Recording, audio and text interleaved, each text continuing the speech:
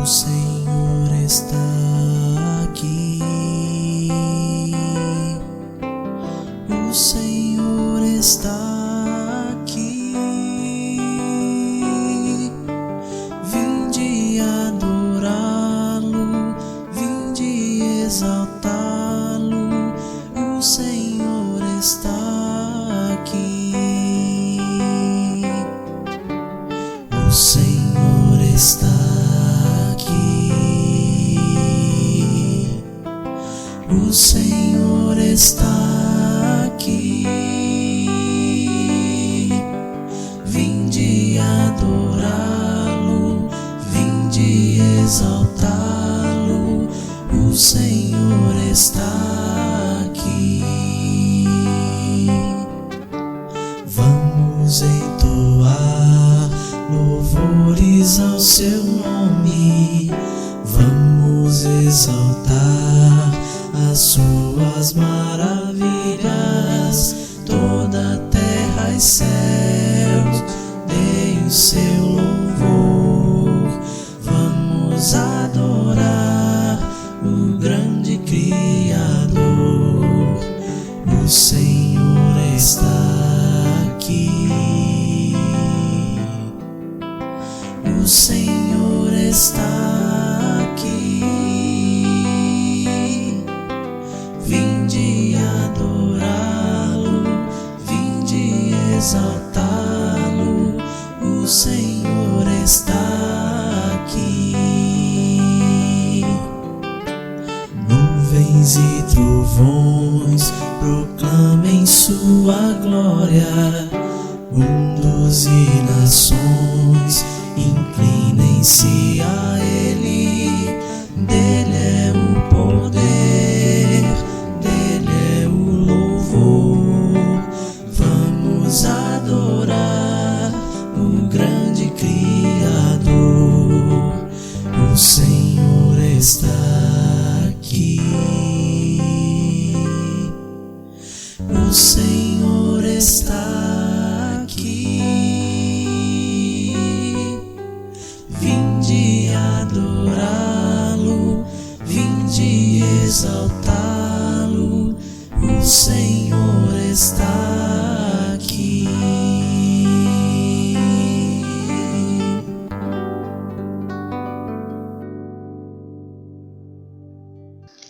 Boa noite, meus irmãos. Nós estamos juntos mais uma vez para cultuar o nome do nosso Deus. Nesse que será o nosso quinto culto, fazendo uso desse recurso, nesse período aqui de reclusão. Que a nossa oração seja que o Senhor nos livre dessa provação o mais rápido possível, para que nós possamos ter o prazer de cultuá-los juntos na igreja, sentindo a presença de todos os irmãos ali ao nosso lado. Mas nesse momento nós vamos cultuar o nosso Deus, e nós teremos as nossas orações, as nossas canções, e ouviremos também a sua palavra. Que Deus nos abençoe em Cristo Jesus.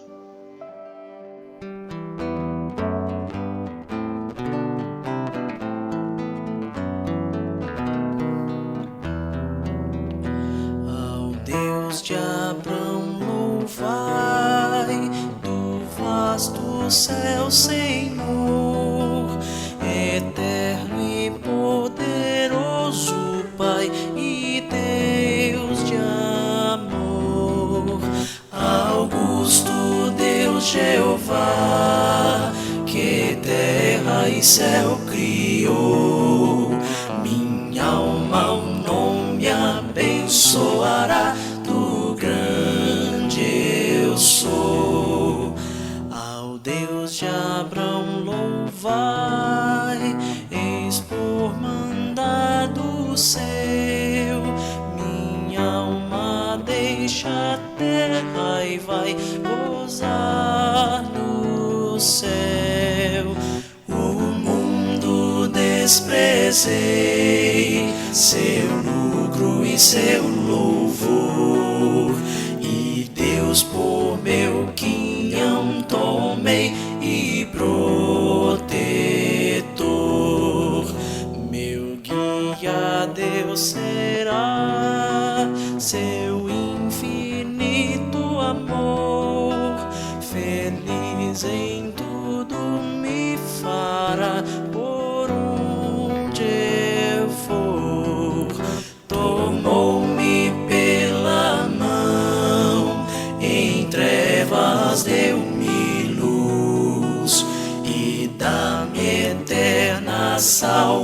salvação, ó meu Jesus.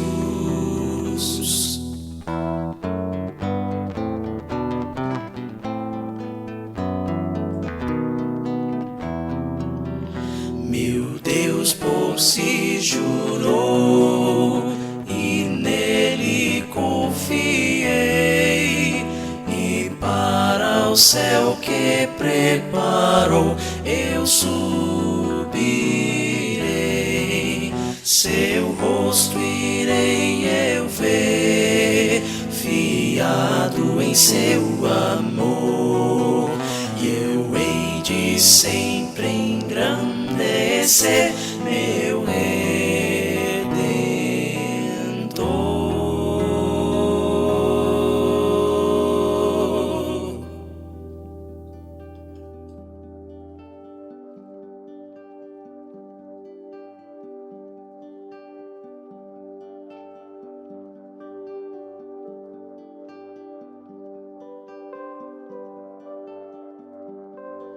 Palavra do Senhor que foi dirigida a Joel, filho de Petuel.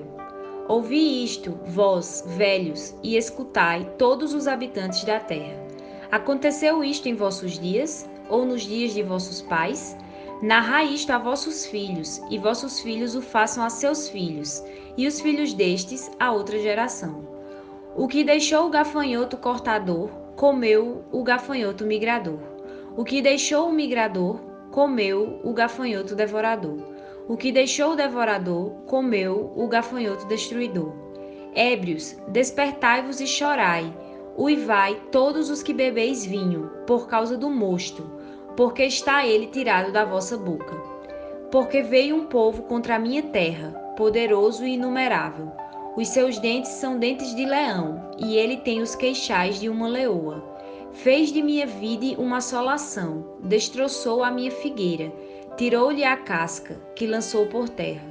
Os seus sarmentos se fizeram brancos.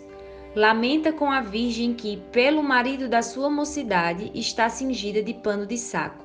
Cortada está da casa do Senhor a oferta de manjares e a libação. Os sacerdotes, ministros do Senhor, estão enlutados. O campo está assolado e a terra de luto, porque o cereal está destruído, a vide se secou, as olivas se murcharam. Envergonhai-vos, lavradores, uivai, vinhateiros, sobre o trigo e sobre a cevada, porque pereceu a messe do campo. A vide se secou, a figueira se murchou, a romeira também, e a palmeira e a macieira. Todas as árvores do campo se secaram, e já não há alegria entre os filhos dos homens. Cingi-vos de pano de saco e lamentai, sacerdotes. Uivai, ministros do altar. Vinde, ministros de meu Deus. Passai a noite vestidos de panos de saco, porque da casa de vosso Deus foi cortada a oferta de manjares e a libação. Promulgai um santo jejum, convocai uma assembleia solene, congregai os anciãos, todos os moradores desta terra, para a casa do Senhor, vosso Deus, e clamai ao Senhor. Ah, que dia! Porque o dia do Senhor está perto e vem como assolação do Todo-Poderoso. Acaso não está destruído o mantimento diante dos vossos olhos? E da casa do nosso Deus a alegria e o regozijo? A semente mirrou debaixo dos seus torrões. Os celeiros foram assolados, os armazéns derribados, porque se perdeu o cereal. Como geme o gado, as manadas de bois estão sobremodo inquietas, porque não tem pasto. Também os rebanhos de ovelhas estão perecendo. A ti, ó Senhor, clamo, porque o fogo consumiu os pastos do deserto, e a chama abrasou todas as árvores do campo. Também todos os animais do campo bramam suspirantes por ti, porque os rios se secaram e o fogo devorou os pastos do deserto.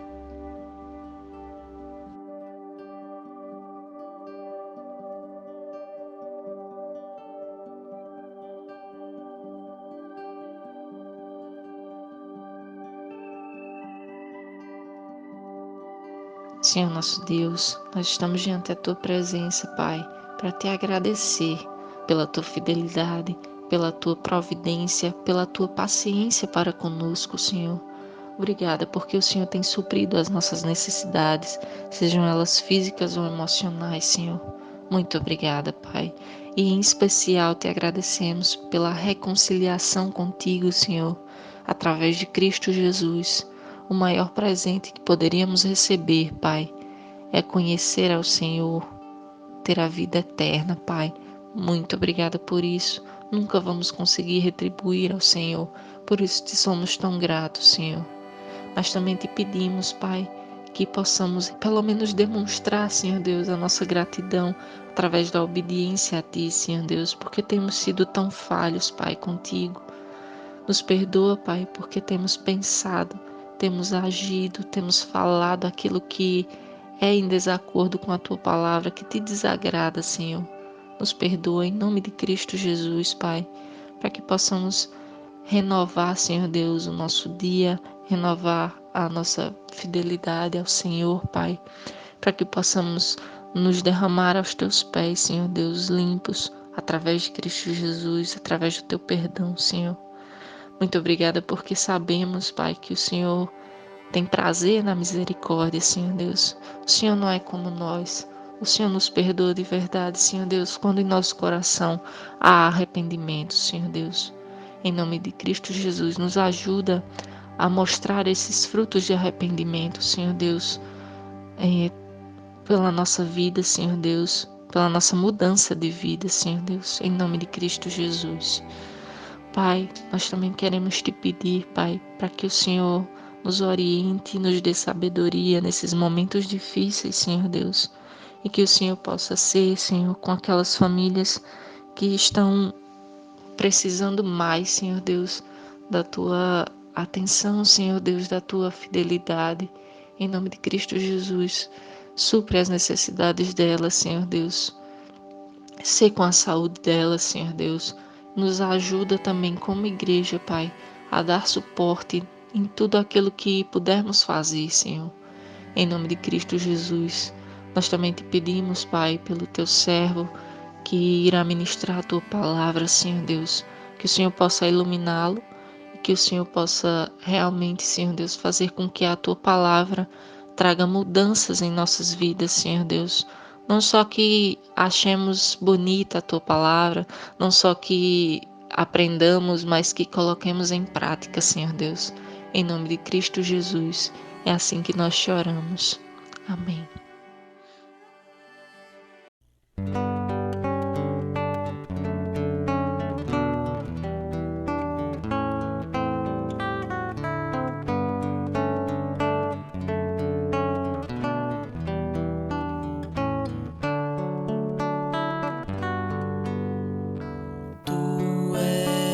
Fiel Senhor, meu Pai celeste, pleno poder aos teus filhos darás. Nunca mudaste, tu nunca faltaste, tal como eras, tu sempre serás. Tu és fiel, Senhor, Tu és fiel, Senhor, dia após dia, com bênção sem fim. Tua mercê me sustenta e me guarda. Tu és fiel, Senhor, fiel a mim. Flores e frutos, montanhas e mares, sol, lua, estrelas no céu a brilhar. Tudo criaste na terra e nos ares, todo o universo vem, pois, te louvar. Tu és fiel, Senhor, Tu és fiel, Senhor, dia após dia, com bênção sem fim.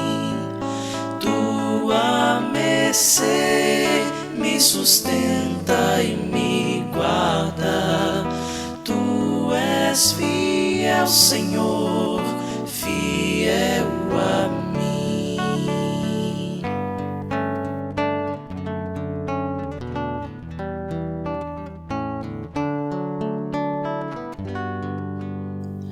Pleno perdão tu dás, paz, segurança, cada momento me guia, Senhor,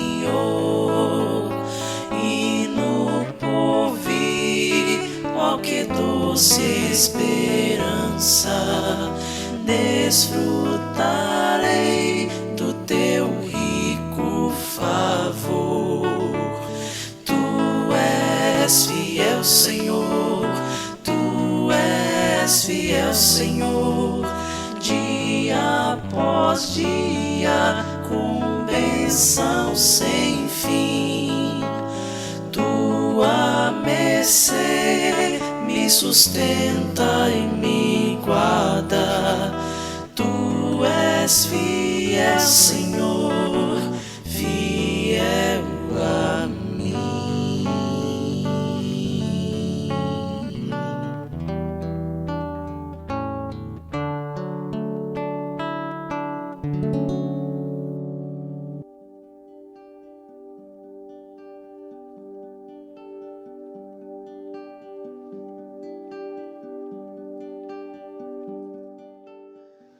Meus irmãos, nós vamos estudar nessa noite o primeiro capítulo do livro do profeta Joel.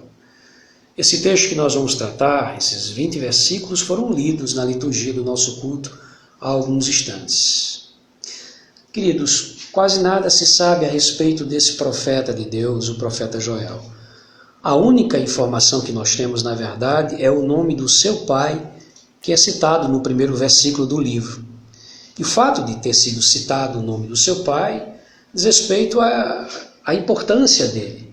Certamente o pai de Joel, o Petuel, era alguém com uma certa influência, alguém conhecido, alguém de relevância na cidade de Jerusalém ou na região onde ele habitava. Outra coisa que precisa ser dito aqui ainda a título de introdução da nossa mensagem é que os estudiosos, os teólogos, eles não chegam a um consenso quanto à data em que o livro foi escrito. Alguns teólogos dirão que o livro de Joel foi escrito antes do cativeiro babilônico, antes da nação de Judá ter sido levada cativa para a Babilônia. Só que outros teólogos dirão que o livro, na verdade, foi escrito depois do cativeiro babilônico, ou depois que a nação de Judá retornou do cativeiro da Babilônia para Canaã. Bem, eu quero seguir essa segunda opinião, que é defendida inclusive pela maioria dos estudiosos, a maioria dos teólogos, de que o livro foi escrito depois do cativeiro babilônico, ainda que a gente precise dizer aqui, de uma forma final, definitiva, que não dá para determinar a data com certeza, segundo os estudiosos. O fato, e é aqui aquilo que mais nos interessa nesse momento, é que o profeta Joel ele foi chamado por Deus para profetizar sobre a nação de Judá em um momento de grande dificuldade nacional. A nação já vinha enfrentando uma seca terrível que vinha castigando a região já durante um certo tempo. E agora, somado à calamidade da seca, não é? Ao drama da seca, uma peste de gafanhotos estava trazendo um grande transtorno à nação de Judá. E eu quero lembrar aqui aos irmãos que a economia daquela região tomava por base a agricultura. Então, por essa razão, a situação ficou extremamente difícil para todos eles. Você tem de um lado a seca e do outro lado uma peste de gafanhotos que estava devastando ali toda a colheita, toda a plantação da nação de Judá. E a pergunta que cabe aqui é por que isso estava acontecendo à nação de Judá? E mais do que isso, o que é que isso que estava acontecendo à nação queria dizer àquele povo? O que é que essa situação calamitosa que eles estavam enfrentando trazia de lição para eles, ou apontava para eles? É aqui que entra em cena o profeta Joel, pois é ele quem vai trazer a interpretação teológica de tudo isso. Mas eu quero que você perceba uma coisa. Não se trata aqui da interpretação pessoal, Nós não estamos dizendo aqui que Joel vai trazer aqui aquilo que ele achava que estava acontecendo, mas sim o que Deus tinha a dizer sobre tudo aquilo que estava acontecendo com a nação de Judá. Perceba como Joel começa o seu livro. Palavra do Senhor, não a palavra de Joel, mas a palavra do Senhor que foi dirigida a Joel, filho de Petuel. Palavra do Senhor. O tema da nossa reflexão essa noite será a calamidade como aviso. Nós seguiremos um roteiro com 3 momentos distintos que são traçados aí pelo próprio texto, o próprio primeiro capítulo do livro. No primeiro momento nós temos a descrição da calamidade. No segundo momento do texto e no segundo momento também da reflexão, nós teremos um chamado de Deus ao arrependimento. E por fim, o último momento, o reconhecimento da ação divina, o reconhecimento da ação de Deus. Vamos então ao texto? Vamos tratar da primeira questão, a descrição da calamidade. Perceba comigo que no segundo versículo do texto, o profeta Joel vai se dirigir à liderança da nação e também a todo o povo de Judá, fazendo-lhes uma pergunta retórica. Olha o que ele pergunta no versículo 2. Ouvi isto, vós velhos, uma referência à liderança do povo, e escutai todos os habitantes da terra, uma referência aos moradores de Judá. Aconteceu isto em vossos dias, ou nos dias dos vossos pais? O que é que Joel está perguntando aqui? Ou o que Deus está perguntando à nação de Judá por meio do profeta Joel? O que Deus está dizendo, ou o que Joel está perguntando é: vocês já viram algo parecido com isso? Vocês já vivenciaram uma experiência como essa que vocês estão vivendo hoje? É interessante porque isso é algo que nós temos falado muito em nossos dias, nesses dias de pandemia, nesses dias estranhos que nós estamos vivendo.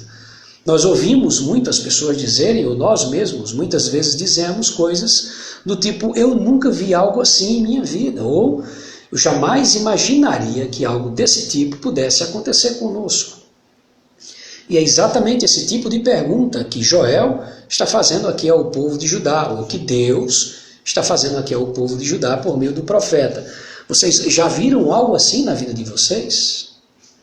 Perceba mais, Joel vai dizer que aquilo que eles estavam passando, toda essa dificuldade, deveria ser contada para as gerações posteriores. Ele vai dizer que tanto a seca como os gafanhotos, ou seja, toda a circunstância contrária, tinha uma lição a ser trazida e deveria ser passada adiante. Olha o que é que ele vai dizer no versículo 3.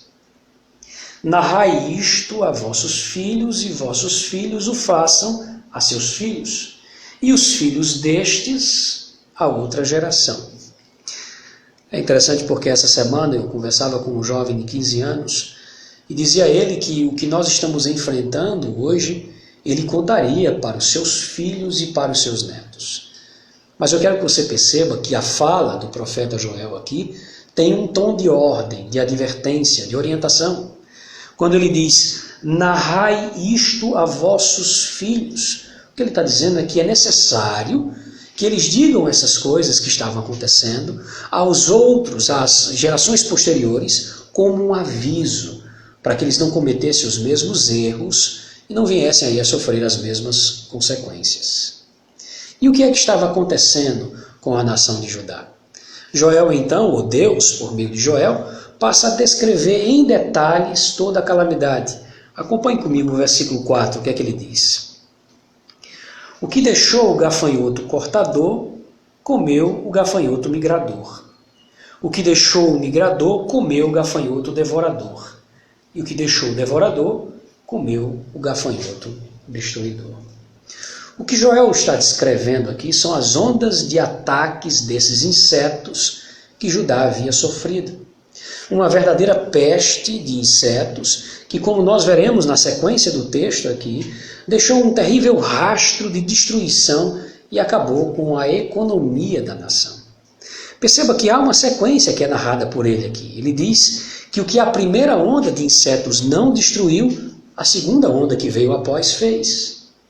E o que a segunda onda então deixou, a terceira onda que veio depois destruiu.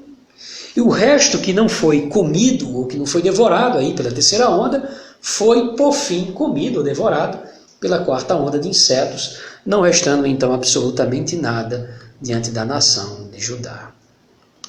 É terrível a descrição, não é?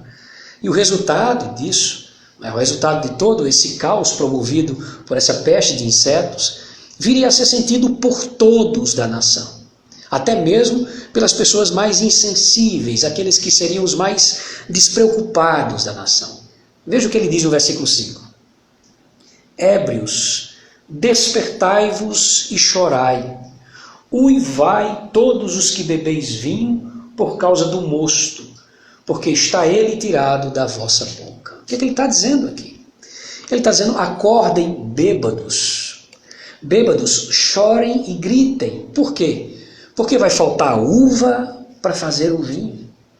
Até mesmo vocês que não ligam para absolutamente nada, até mesmo vocês que estão despreocupados, vocês sofrerão também com isso. A crise vai alcançar vocês, vai chegar até vocês, até os mais insensíveis. Veja, no resto da descrição, o Senhor vai dizer por meio do profeta Joel que esses gafanhotos, eles são como um exército de homens. Ele faz uma espécie de comparação aqui, no versículo 6. Acompanhe. Porque veio um povo contra a minha terra, poderoso e inumerável. Os seus dentes são dentes de leão, e ele tem os queixais, ou ele tem a boca de uma leoa. É interessante porque no passado os exércitos eles eram comparados a gafanhotos, em razão tanto do grande número de soldados, como também da ferocidade ou da violência com que eles agiam. E perceba que essa é a descrição do texto quando ele diz, porque veio um povo contra a minha terra, poderoso e inumerável, um povo que não se pode contar. E a chegada desses insetos aqui, poderosos e inumeráveis, destruiu toda a prosperidade da nação de Judá, como é descrito aí no versículo 7. Acompanhe a leitura. Fez de minha vide uma assolação, destroçou a minha figueira, tirou-lhe a casca que lançou por terra, os seus sarmentos se fizeram brancos.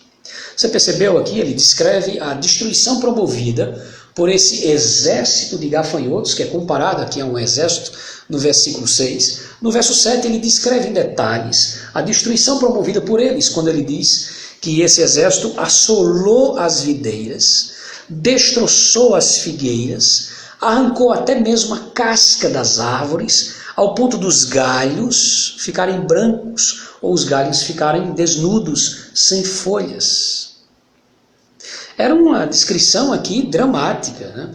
A gente podia imaginar, olhar para esses campos que antes estavam vastos, estavam verdes e que agora só dava para ver destruição.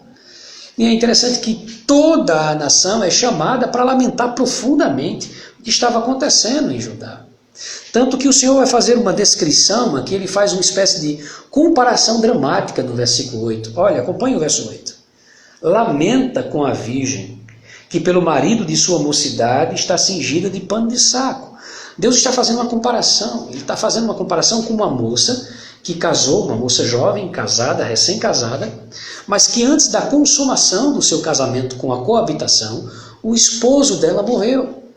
E agora, nesse momento, ela se tornou uma viúva virgem, uma virgem viúva, que trocou o seu vestido de noiva pelo vestido de luto, que trocou a sua festa de casamento por um velório. Dá para a gente imaginar a dor na alma dessa moça? Pois é exatamente isso que Deus está dizendo que Judá deveria sentir. Era assim que a nação deveria estar se sentindo nesse momento, diante do que estava acontecendo, diante do caos que estava se instaurando ali, que estava acontecendo na nação de Judá. Pois todos eles estavam sofrendo e todos ainda iriam sofrer. Dos mais insensíveis, como foram citados aqui, os bêbados, os indiferentes, até mesmo os religiosos. Olha o que ele diz no versículo 9. Cortada está da casa do Senhor a oferta de manjares e a libação. Os sacerdotes, ministros do Senhor, estão enlutados. Meus irmãos, tanto pela manhã quanto à tarde, Eram feitas ofertas ao Senhor, manjares e libação. Mas agora, nessa situação, sem a colheita, não há mais cereais e não há mais animais. Ou seja, não haverá mais sacrifícios, não haverá mais culto, e assim como os bêbados que foram citados nos versos anteriores, os sacerdotes agora também sofrerão. Os ministros do Senhor, como ele cita aí, estão enlutados. Por que isso? Porque também das ofertas eles tiravam o seu sustento. Então, assim como ele descreve a tristeza daqueles que são bêbados, daqueles que vivem embriagados, os insensíveis, mas que ainda assim sentirão a dor da calamidade, porque ela alcançará eles, não haverá vinho para a bebida, a mesma coisa vai acontecer com os sacerdotes. O que aconteceu com eles também acontecerá com os religiosos, que não terão mais a sua parte, a parte que lhes sustentava das ofertas que eram trazidas ao templo. Não há muito o que fazer em uma nação que vive como a nação de Judá, uma nação que vive da agricultura. Veja o que é dito no próximo versículo, versículo 10. O campo está assolado e a terra de luto, porque o cereal está destruído, a vide se secou e as olivas se murcharam. Perceba aqui a descrição detalhada que o Senhor, por meio do profeta Joel, faz dessa tragédia, mais uma vez. Ele diz, o campo está assolado, a terra está de luto, o cereal foi destruído, a vide secou e as olivas murcharam. Esse é o quadro. Não restou absolutamente mais nada. E o resultado dessa calamidade é, na verdade, o desespero daqueles lavradores. Olha só o que é que diz o versículo 11 e o versículo 12 do nosso texto. Envergonhai-vos, isso aqui pode ser traduzido também como desesperem-se. Envergonhai-vos, lavradores, uivai, vinhateiros, sobre o trigo e sobre a cevada. Qual a razão? Porque pereceu a messe do campo, a vide se secou, a figueira se murchou, a romeira também, a palmeira e a macieira, todas as árvores do campo se secaram, e já não há alegria entre os filhos dos homens. Perceba que diante dessa situação, não há mais alegria em canto algum. Nem entre os bêbados, pois não há mais bebidas, não há mais o vinho, nem entre os sacerdotes, porque não há mais ofertas, nem entre os lavradores, porque não há mais colheita. Uma coisa é certa quando a gente lê alguma coisa assim, meus irmãos. A calamidade ela não faz distinção. Mas cedo ou mais tarde todos sofrerão. A nação, como eu já disse, ela já sofria com a seca severa. E agora ela viu o resto da colheita sendo destruída pelos insetos. O próprio Deus, por meio do profeta Joel, descreveu aqui em detalhes a calamidade e suas consequências. E todos sofreriam por causa disso. Dos mais indiferentes, daqueles mais despreocupados, dos bêbados que não teriam mais o seu vinho, aos religiosos que não teriam mais as ofertas, de onde muitas vezes tiravam o seu sustento, e aos lavradores, porque toda a colheita havia sido arrasada ali pelos gafanhotos, somados aí já à dureza da seca que vinha se arrastando durante um tempo na região de Judá. Esse é o quadro que é descrito, que é detalhado aqui por Deus por meio do profeta Joel. Ele descreve a calamidade e as suas consequências nesse primeiro momento. Agora nós vamos passar para o segundo momento do texto. O Senhor, ainda por meio do profeta Joel, chamará o povo, depois de descrever tudo o que estava acontecendo, chamará o povo ao arrependimento. Olha o que ele vai dizer no versículo 13. Cingi-vos de pano de saco e lamentai, sacerdotes, uivai, ministros do altar, vinde, ministros do meu Deus, passai a noite vestidos de panos de saco, porque a casa do vosso Deus, da casa do vosso Deus, foi cortada a oferta de manjares e a libação.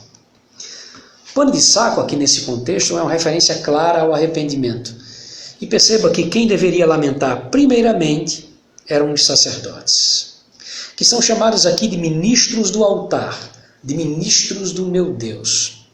A exigência do arrependimento nos faz entender aqui, meus irmãos, que a calamidade havia chegado à nação de Judá certamente por causa do pecado. Não o pecado somente dos sacerdotes, mas o pecado de todo o povo, dos bêbados, dos religiosos e dos lavradores. Mas aí eu pergunto, então por que os sacerdotes deveriam iniciar esse processo de arrependimento? Isso porque eles tinham uma responsabilidade de orientar o relacionamento do povo com Deus.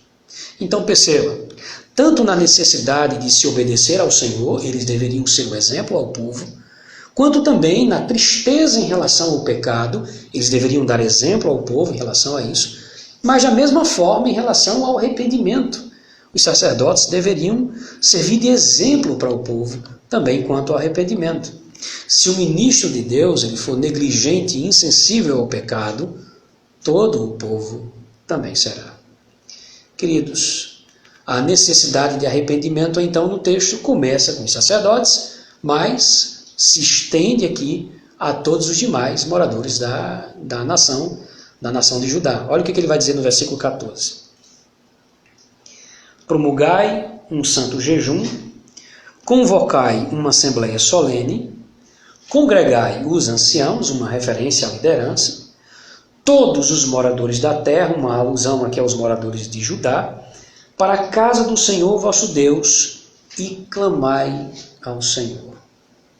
É interessante porque o jejum ele não servia aqui para o povo barganhar com Deus. O jejum não era uma espécie de moeda de troca, como muita gente pensa erroneamente em nossos dias. Nem mesmo para sensibilizar o coração do Senhor nosso Deus.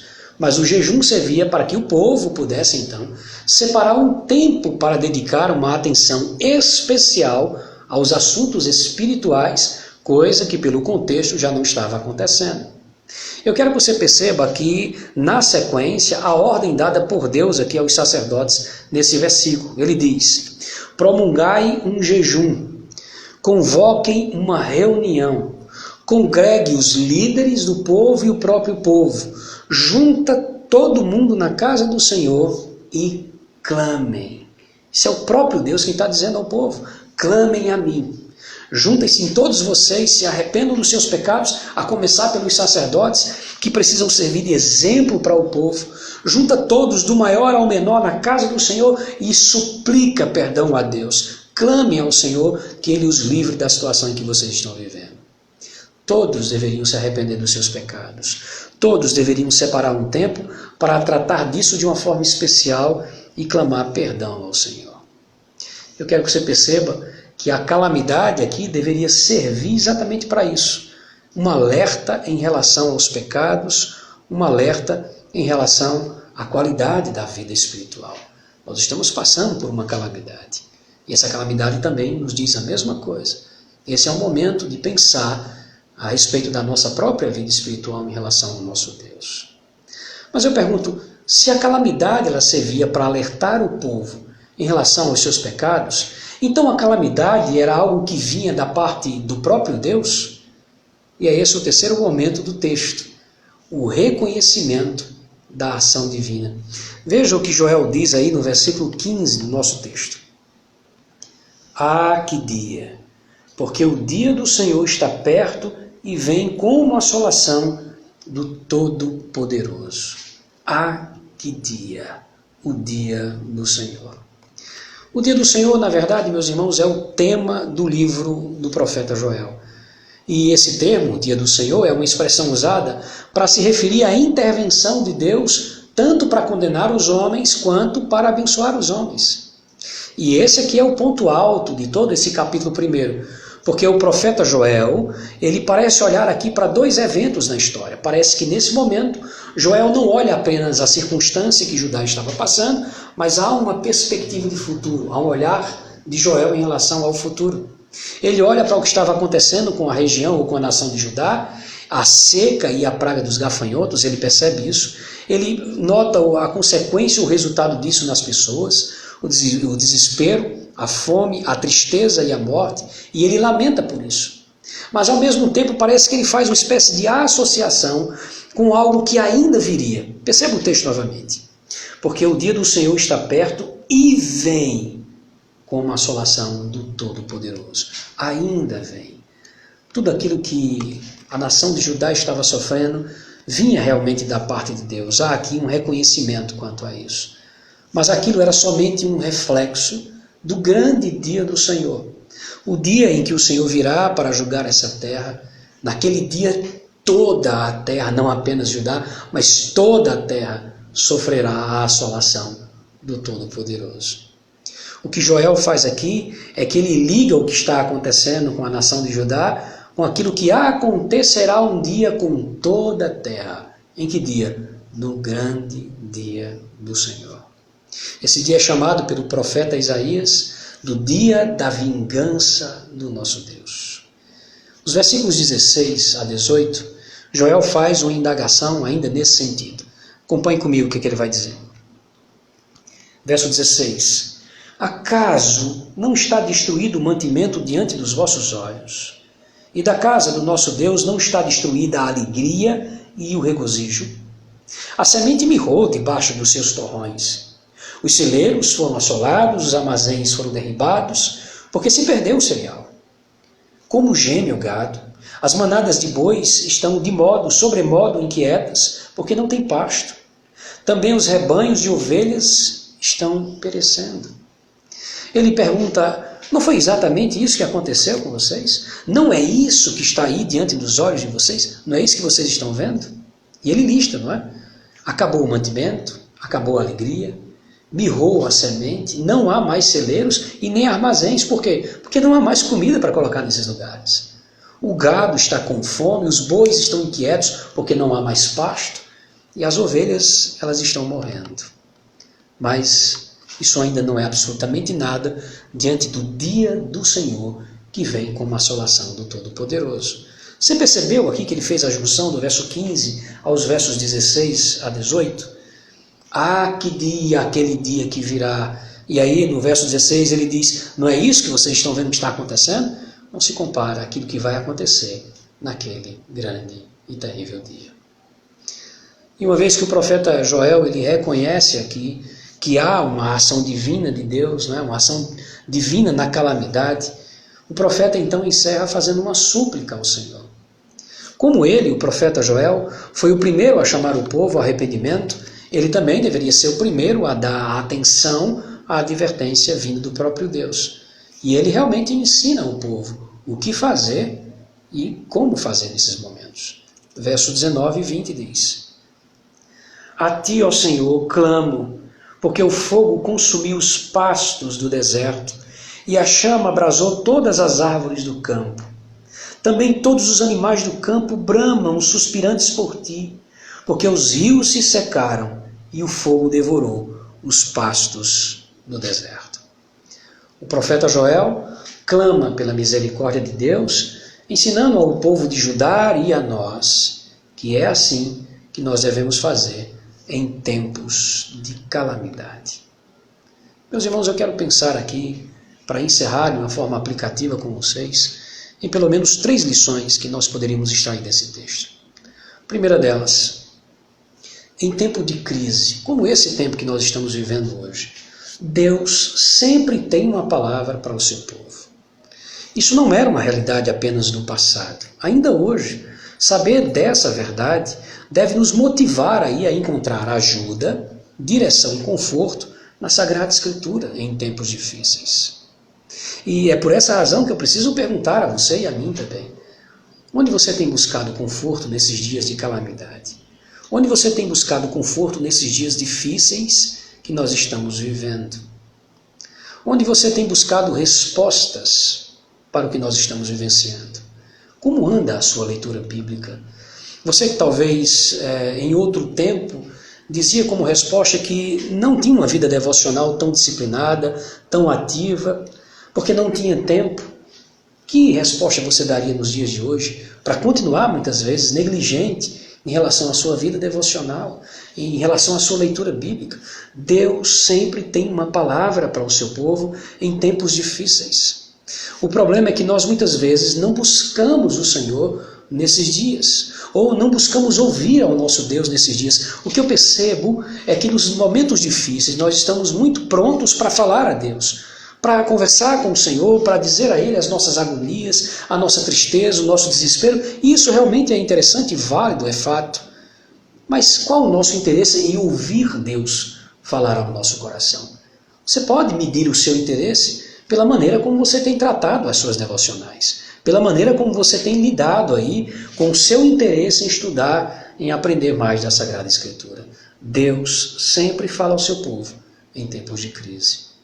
Uma segunda lição que nós podemos extrair do texto é que não há absolutamente nada que aconteça fora da determinação de Deus, fora dos planos de Deus. O que é que nós pensamos, meus irmãos, quando o mundo que nós vivemos, ele é assolado por coisas como terremotos, enchentes, tempestades, furacões ou epidemias? Eu pergunto aos irmãos, será que tudo isso é fruto do acaso? Sendo Deus soberano, então, sobre todas as coisas, não há absolutamente nada que aconteça fora dos planos de Deus.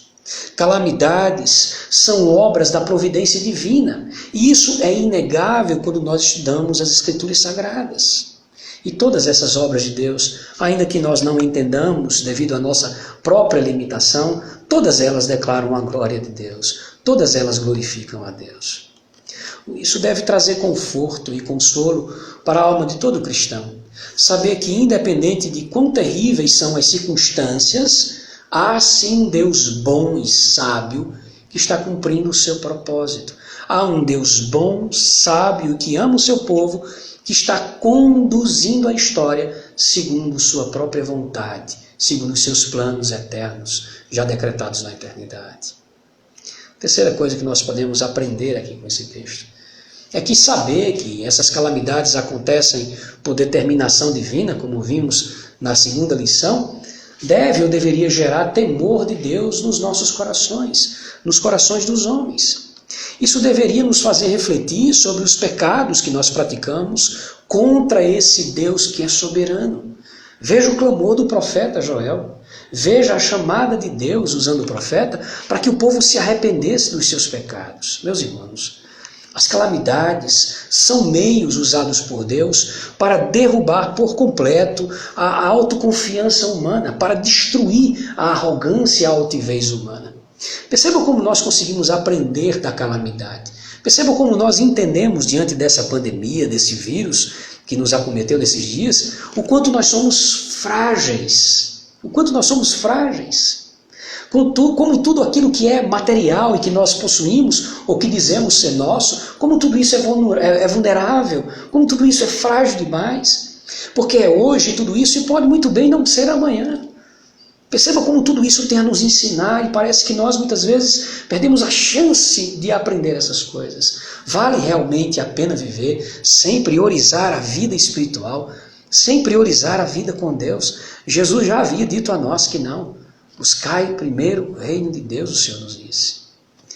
Meus irmãos, um dia, o grande dia do Senhor virá. E tudo isso que Judá estava enfrentando aqui, e tudo isso que nós estamos enfrentando, ou que ainda vamos enfrentar antes que esse grande dia chegue, não há de se comparar com tudo aquilo que passaremos, enfrentaremos e assistiremos naquele grande e final dia. Ah, que dia, disse Joel aqui, um dia de bênção para aqueles que temem ao Senhor, mas um dia de grande tristeza para aqueles que desprezaram o Senhor. Eu encerro dizendo aos irmãos, ou lembrando aos irmãos, que Jesus veio a esse mundo para fazer com que todos aqueles que creram nele e que fizeram dele o Senhor de suas vidas pudessem estar preparados para esse grande dia. Que possamos então, meus irmãos, aprender com a calamidade, pois a calamidade é um aviso. Feche seus olhos. Vamos orar ao Senhor nesse momento. Pai, nós começamos essa nossa oração agradecendo ao Senhor pela Tua palavra. Ela revela o Teu cuidado paternal com cada um dos Teus filhos. Queremos também, ó Deus, nesse momento, suplicar ao Senhor que o Senhor coloque em nosso coração sensibilidade para tudo aquilo que está acontecendo. Nos ajuda a entender, ó Deus, ou nos ajuda a fazer a leitura do que está acontecendo em nosso tempo. Não nos deixa insensíveis a tudo isso, ó Deus. nos faz aprender com a calamidade, nos ajuda a ler o nosso tempo com as tuas lentes, faz com que o nosso coração perceba a urgência, a necessidade de fazer uma avaliação a respeito da nossa própria vida e de tomar novos rumos, ó Deus, no que se refere à nossa vida espiritual. Senhor nosso Deus, que possamos sair dessa calamidade, que possamos sair dessa crise que o Senhor mesmo nos colocou, mais crentes, mais confiantes, mais teus. Ensina-nos, em nome de Jesus. Amém.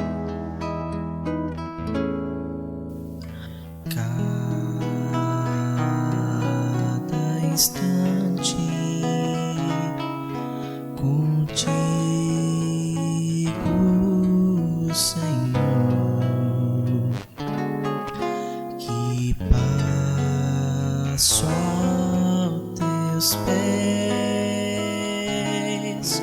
eu sou mais feliz. Cada instante